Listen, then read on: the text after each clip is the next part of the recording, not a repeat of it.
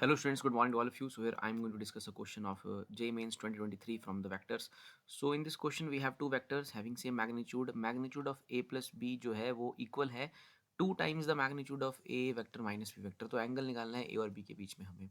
तो according to question a और b का मैग्नीट्यूड जो है वो सेम ही है, तो मैं उसको a ही लिख लेता हूँ. So magnitude of a vector plus b vector students हमारे पास आ जाएगा simply under root a square plus a square plus 2a cos theta, because question में ए और बी का सेम ही मैग्नीट्यूड है. और ये जो मैग्नीट्यूड है ए वेक्टर प्लस बी वेक्टर का ये बराबर है, सॉरी ये 2 टाइम्स है ए माइनस बी वेक्टर के. तो मैं यहाँ इसे 2 टाइम्स कर लेता हूँ और इसे इक्वेट करना है मुझे ए माइनस बी के.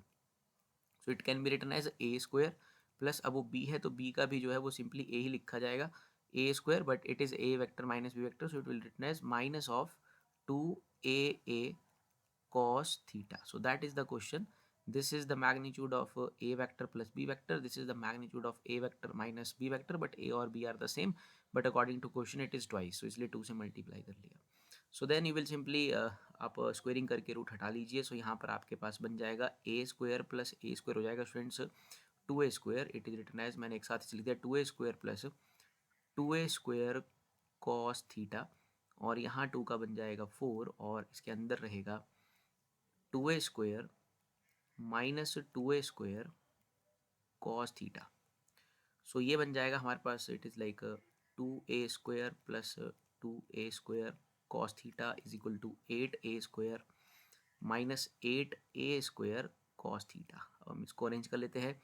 So it is 2a square minus 8a square is equal to minus 8a square cos theta minus 2a square cos theta. It is minus 6a square और इधर होगा minus 10a square cos theta. Solve करने पर a square से a square cancel हो जाएगा, minus से minus cancel हो जाएगा. कॉस थीटा का जो वैल्यू बनेगा, कॉस थीटा का वैल्यू बनेगा आपके पास 6/10, और you can say that according to the options 2 3 is 6 and 2 5 is 10.